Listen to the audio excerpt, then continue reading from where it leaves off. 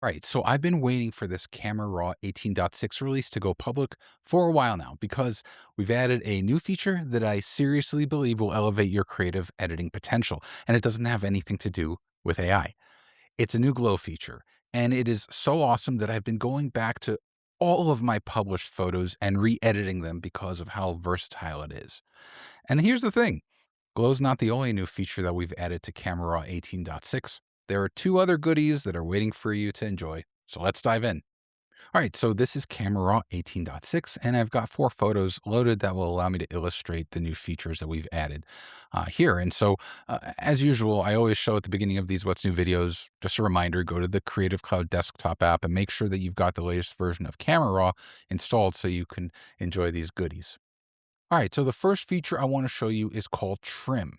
Now, Trim is kind of like a sibling to Render to DNG. And if you remember, Render to DNG was something that we introduced alongside Generative Expand in Lightroom and in Camera Raw. And basically, it is what it sounds like. You could crop your photo and then render the photo to a new DNG file and use Gen Expand, but it created a new file. And so Trim, same philosophy, except instead of creating a new photo, you work off of your original photo non-destructively. So similar example actually that I showed in the render to DNG, where let's pretend I have this model here. She's on this kind of seamless cyc wall, and you want to create a 16:9 graphic with some copy space for some ad. Well, obviously the model is surrounded by all kinds of stuff over here, including the photographer. So what can you do? Well, we can go to crop over here. I'm going to turn off the lock over here, and I'm just going to crop in, basically loosely around the model here. So something like that. Now, render to DNG was the feature I showed you before, where you can go to the try dot over here and select render to DNG. You would exit out of the crop over here and you would render to DNG, and you would now have a new file like this. But with trim, what you can do is you can effectively do it's exactly what it sounds like. It trims. So in crop, under generative expand, you'll see this section called trim. I think it'll be collapsed by default. So you'll expand it and you will see here it says set the crop to the area you want to keep and then press trim to hide everything outside of it. So let's do that. We'll press trim and you'll see that we cut out everything outside. More importantly, you'll now see that generative expand is enabled. But I don't want to expand like that. What I want to do, I mentioned, I want to create a 16:9 graphic. So let's go ahead and I'll select 16:9 over here. I'm going to crop down like this. And I'm going to put the image over here, kind of on the left side of the frame. And then let's go ahead and just basically fill it so that it's like that. Cool. Now what I can do is click on generate. And there you go. As usual, we generate 3 variations here. This third one looks good. And I can go ahead and click on keep, and that'll commit that. Also, because you're working non-destructively, you're working on the original photo, if I press reset, Command R, well, there's my original photo. So trim is basically the answer to, well, what if I want to, I want to be able to crop in, but I still want to work with my original photo. I don't want to create a new DNG file. Trim is the answer. And so, of course, let me just undo that. And just to show you here, we have the photo. And now I can, of course, put my copy space over here and I can make my marketing team happy because they can use this to advertise whatever product they want to sell. All right, let's move on. Let's go over here to this photo. Actually, I'm going to go to this photo first really quickly because this will allow me to illustrate the second new addition to Camera Raw, and that is a metadata panel. So if you go over here to the right toolbar on the bottom, you'll see there's this info icon. It'll load this metadata panel, and now you have information about your photo. So of course, you've got this EXIF information, you've got capture date, various other pieces of metadata, and then you've also got location. If you click on location, the coordinates over here, it'll just open up those coordinates in Google Maps in your web browser. So just wanted to let you know there. All right, let's now move on to the main event, which is Glow. So Glow is both a global and local editing tool, meaning you can use it with masks. And in the global edit stack, you're going to scroll down to effects and below grain, you will see there is glow. Now, the default state of glow is collapsed. So just click on that disclosure triangle, which will reveal a drop down for style and 3 parameter sliders, all of which are inactive because glow is currently off. And so as soon as you add a non-zero value to glow, you will see the drop down becomes active and these sliders are available. So let's start with the style dropdown. So there are currently 3 different styles that we ship with Glow: Diffusion, Bloom, and Halation. And as you hover over each of these, you'll get a live preview of what it looks like. And I also have these 3 photos here to illustrate each of the 3 different styles. So let's start with Diffusion. Think of Diffusion as the Orton effect. So if you haven't heard of the Orton effect, I actually have a tutorial, several tutorials on my YouTube channel that explain how it works. But the gist of it is you would send your photo to Photoshop, you would duplicate that base layer and apply a Gaussian blur and then a blending mode like soft light or multiply. And then you would use masking and layer opacity to give yourself this ethereal kind of dreamy look. When you see an Orton effect on a photo, you just know it. And so that's what diffusion is. So let's go ahead. We'll start by taking this glow slider and bring it to 100. So it's at full strength. You'll also see here there is this mute icon here, and this will temporarily hide just glow. So it's got its own dedicated mute icon. So if I click it, you can see this is the image without any glow applied. And then when I let go, this is with diffusion. Now let's look at these 3 sliders here. There's range, spread, and warmth. Range controls where, in terms of tone, the glow is going to be applied. So if I take the range slider and I bring it to the left, we're only going to apply that diffusion glow to the brightest highlights. If I bring it to the right, we'll start adding it to the midtones and the shadows, and you can see how the whole photo just gets super, super soft and dreamy. Now, each of these 3 sliders also works in combination with the Option or Alt key. So on Mac, if I press and hold on the Option key, or on Windows, the Alt key, while dragging, you will get this mask view. So this will illustrate exactly where glow is being applied. So remember, I mentioned when I bring range to the left, it's only applying to the brightest highlights. And so you can visualize, all right, where do you want the glow to be applied? Either obviously through this mask view or through just looking at your photo. So in this photo here, maybe I'll go somewhere right around here. Then there's spread. So think of spread as, in the most kind of lay terms, it's the strength of the blur. So if you bring it to the left, the diffusion strength becomes a little bit more subdued. If you bring it to the right, it becomes stronger. Now, like I mentioned, this also works with the Option or Alt key. And you can see as I bring it to the left, do you kind of see it still has blur even at 0? But if I bring it to the right, that blur becomes a lot stronger. So in a way, it's kind of controlling exactly what the slider says. It's controlling the spread via the blur of the glow effect, specifically of diffusion here. And so again, here, same thing, you control, look at the image and see its effect, and then stop where you're happy. And then finally, we've got the warmth slider here. So the warmth slider basically will control the kind of the overlay, the hue overlay of the glow. And so I can either cool it off or I can warm it up. And so this works beautifully with warm sunlight as you bring this to the right over here. And so as I press and hold on the Option key, again, you can see the overlay. So it gives you a much better idea of the color that you're adding to your glow. All right, now let me illustrate how you can use glow with masking. So you can see currently I have glow applied at 100% and it's applying globally. Well, I can go to masking here and I can do a few things. Let's say I don't want glow to be applied to the bird. I just want it to apply everywhere else. Well, I can go ahead and use the adaptive subject mask, which does a beautiful job of selecting the bird. And then if I go down here to effects, you'll see there is glow, but there is a key difference between the global tool and the masking tool. And that is the amount slider in global went from 0 to 100. But in masking, it actually goes from negative 100 to positive 100. So what does that mean in terms of going negative? Well, if I have my mask here and I take the glow slider and I bring it down to negative 100, it will actually remove glow. So right now, glow is no longer being applied to the bird. Of course, I can also double down and make it an additive glow. So we're actually doubling down on that, like I said. But in this case here, I said that I want to remove it. And so that's one way to do that. Also, an important point that I want to bring up is right over here. You can see style, range, spread, and warmth are global and shared across all masks. Meaning, if I change the style over here and then I go back to the global glow, it will change as well. You can't have two different styles or you can't have two different values for these sliders. The only thing you can do is adjust the amount of glow locally and globally, independent of each other. Now, there are other ways to approach this. Like, watch, let's delete this mask super quickly.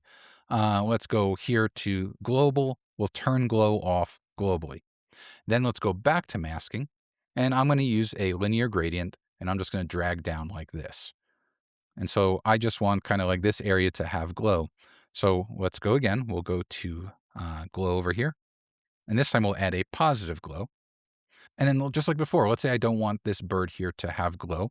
Well, I can go to subtract and select subject. And now the bird is cut out from the selection. So it's kind of a different approach. Before, what I did was I applied glow globally at 100%. And then I used the subtractive power of that negative slider here, this one right here, going to negative 100 in combination with the subject mask. So again, this is just something that I wanted to bring up in terms of how glow works, the relationship between global and local editing. And one quick thing, I'm just kind of doing an overview of how glow works for this video, but I'm also working on a deep dive video, all these different creative ways that you can use glow with your photos. So make sure you're subscribed to the channel because you will not want to miss that one. All right, let's move on to bloom, which is the next style here. So again, just like before, glows over here, it's off. I'm going to go ahead and bring it up to 100, and I'm going to change the style from diffusion to bloom.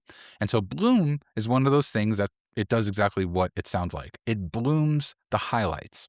And so you can see, let's just take it from 0 to 100, exactly what's going on. It's taking the brightest areas of the photo and it's making them glow. And just like before, you've got your three sliders here. You've got range, which again controls if I only want that bloom to apply to the really brightest areas of the photo, I can bring it to the left.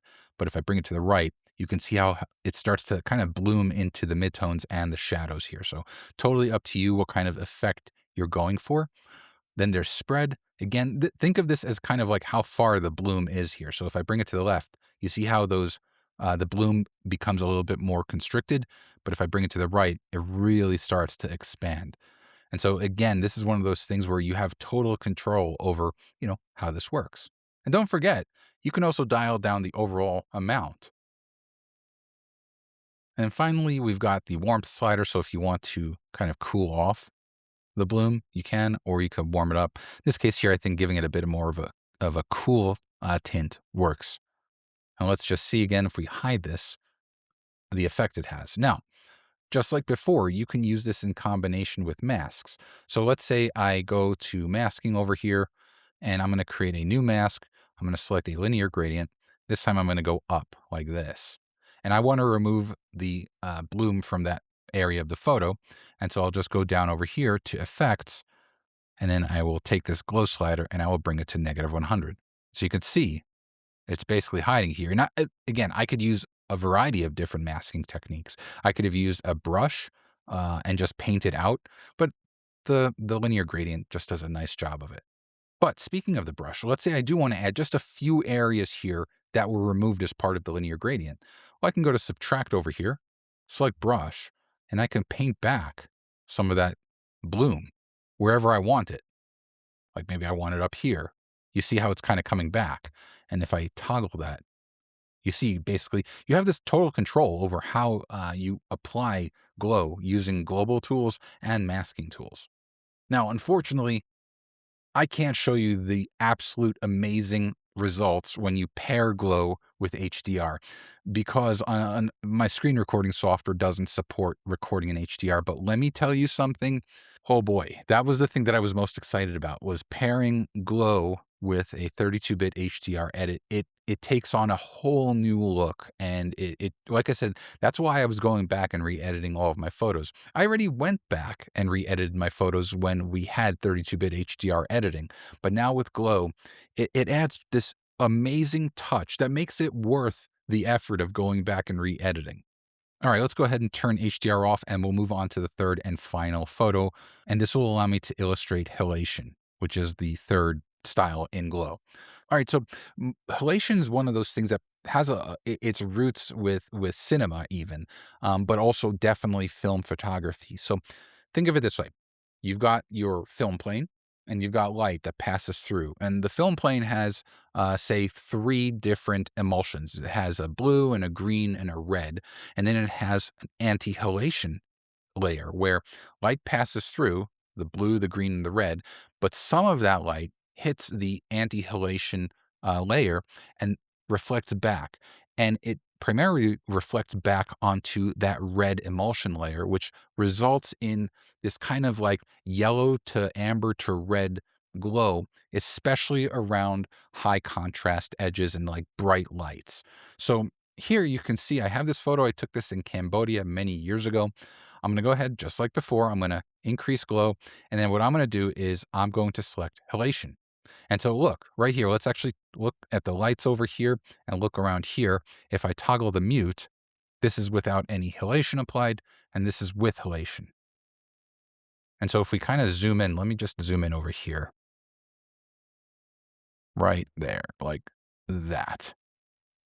So you can see, first, let's apply range. So like I said, range controls where in terms of tone it's applied. If I bring it to the left, it's only applying to the brightest highlights. If I bring it to the right, it's going to start applying throughout the photo.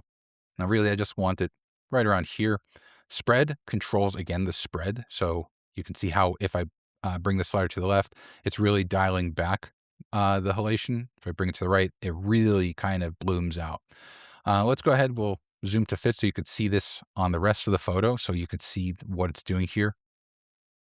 It's actually a really cool effect.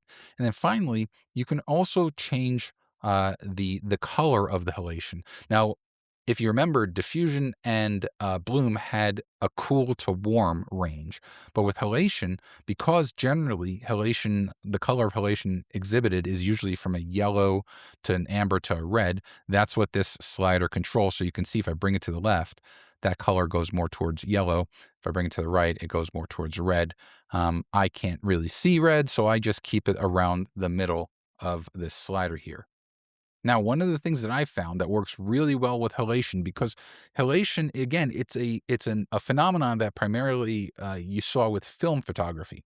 So what I recommend is pairing glow with grain, especially when you're using halation. So if I take grain here and I increase this, let's zoom in again a little bit, just so we can see the effect of the grain over here, somewhere right around there. Let's control the size, make it a little bit smaller, but make it a little rougher.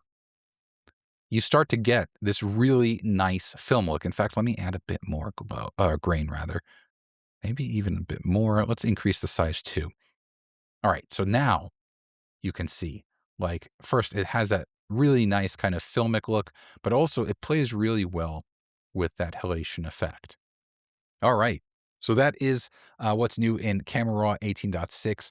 I can't overstate, at least for me, how significant the glow feature is, because first, this is a feature that has been requested for a long time. I was one of the people who was fortunate enough to work on this feature for the past few months. I know it's going to get even better. And let me just answer the $1,000,000 question here, which is, when is this coming to Lightroom?